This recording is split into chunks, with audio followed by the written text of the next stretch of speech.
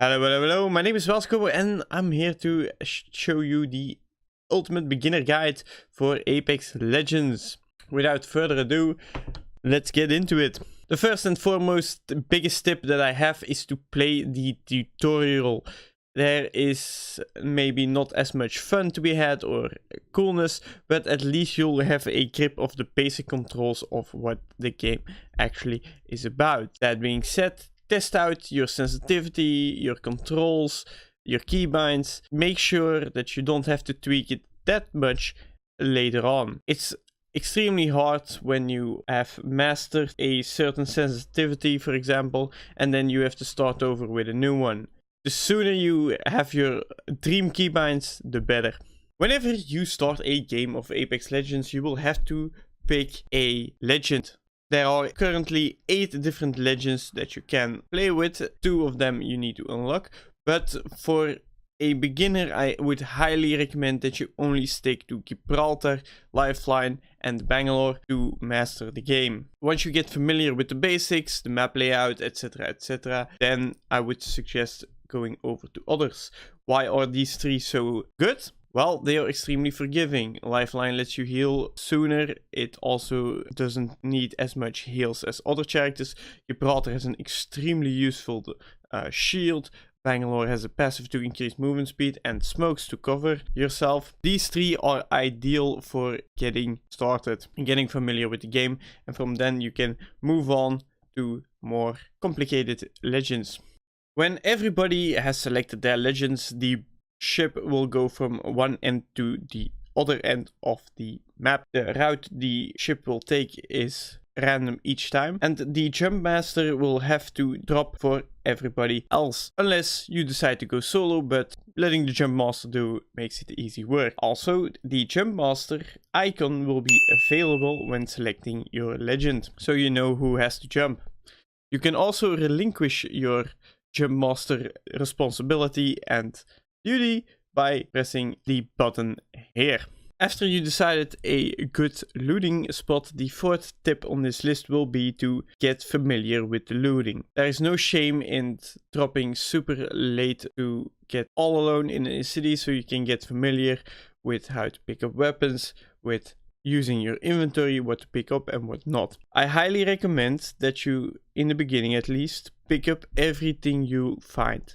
Absolutely everything. That way you get familiar with the items, and when your inventory is full, you will have to sort it. So you will have to drop the items you don't need or give them to your teammates and keep the ones you do need. That way you will learn all the different items one by one, and you will learn how to drop, you will learn how to navigate your inventory. It comes all down to practice. The more you pick up and the more you sort your inventory, the more you practice using your inventory. One more tip around looting that I have is that you pick up a short range weapon and a long range weapon, and that you always put them in the exact spot. So maybe you put your short range weapon in your number 1 spot and your long range weapon in your number 2 spot. That's the way I do it. There's no advantages or disadvantages in putting it on one or the other. It's what you prefer. Make sure that it's always the same so you don't press the wrong button or pull out the wrong gun in the wrong situation. Once you are geared up, it's ready to go and fight. While there are many different things that comes to successfully winning a fight, I recommend that you prioritize one thing above all, and that is your position.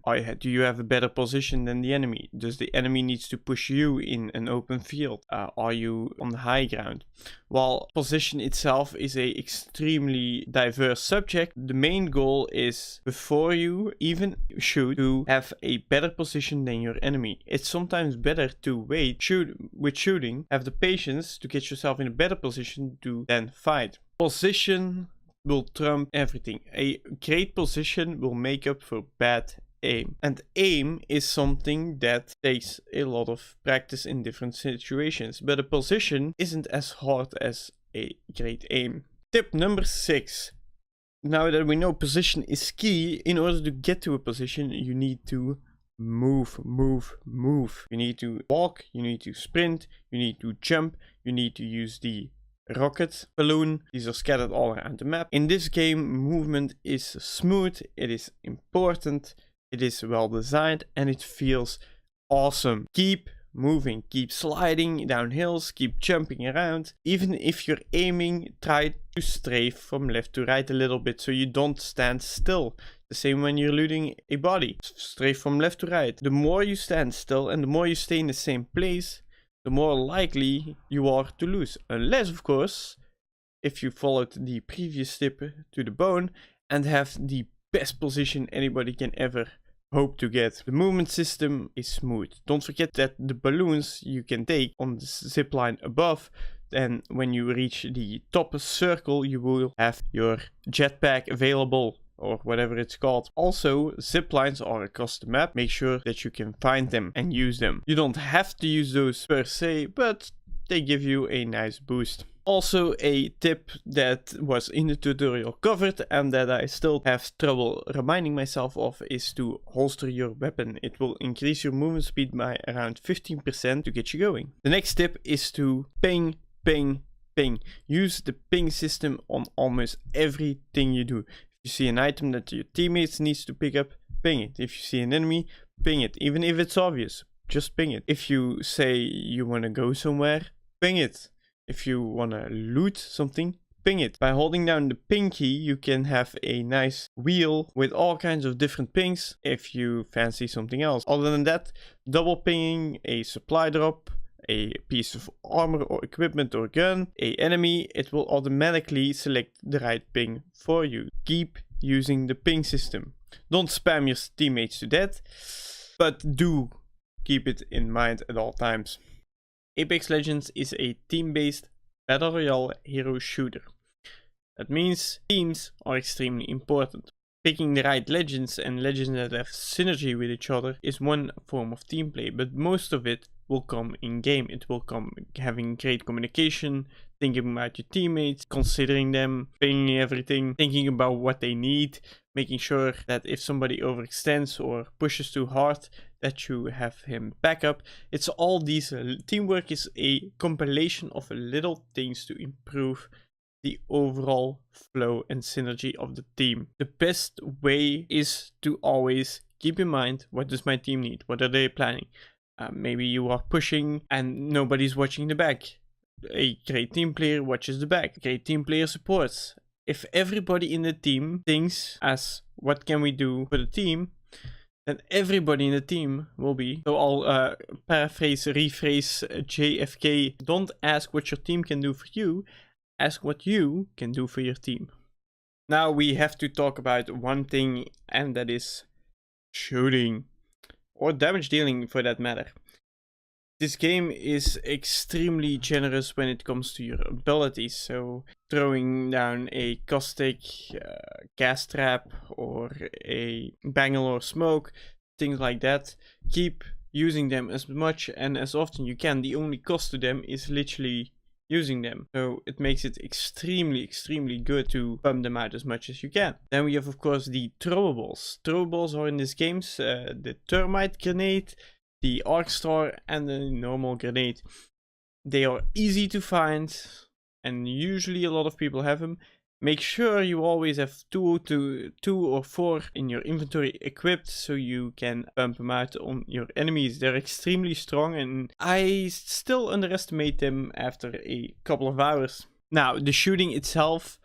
Shooting is quite hard to master if you are completely new to this. It also depends if you ever played shooters before.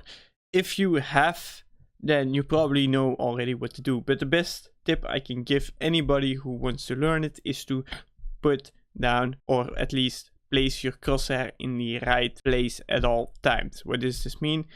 It's a concept called crosshair placement. And why do we use it? Well, we put our crosshair where we think the enemy is going to be. It makes it way easier to scope in, it makes your reaction times way faster, and it guarantees that you win a bit more fighting if you do it correctly. The simplest thing is to always think, where might an enemy be, and put your crosshair accordingly. So if you know he's hiding behind the rock and you think, oh, he's gonna peek left or he's gonna peek right, put your crosshair exactly on the left or exactly on the right. One little bonus tip that I have is be a little bit conservative with your ammo. That's both in the looting phase. You should pick up every bit of ammo you can find, and you should also consistently be thinking about managing your ammo. If you are not careful in this game, you can shred all your bullets through within a matter of minutes, and a gun without bullets is not what you want. So think twice before you start emptying every clip that you have. And then I have one final tip for you, and that is to get familiar with the sound. What do we mean with this? The sound in this game is phenomenal. I rarely see people talking about it, whether it's footstep below you, above you, your legends saying something that might help you, whether it's that you need to move to the zone, whether it's that they spot an enemy, whether it's just something funny to crack you up and to alleviate some of that stress you might feel. The sound in this game is superb. It works, you know where it is, learn it, pay attention to it. Sound is half the picture. If you transition over from other games where sound is important, you will really appreciate the sound system in this game. And that sums about it for my beginner guide on Apex Legends. If you apply all these tips, you should be able to get a good basis and foundation in no time, and will make sure that you are well equipped to become a champion in Apex Legends. I really hope you enjoyed it. Other than that, my name is Whelsko and I'm signing off. Thank you for watching.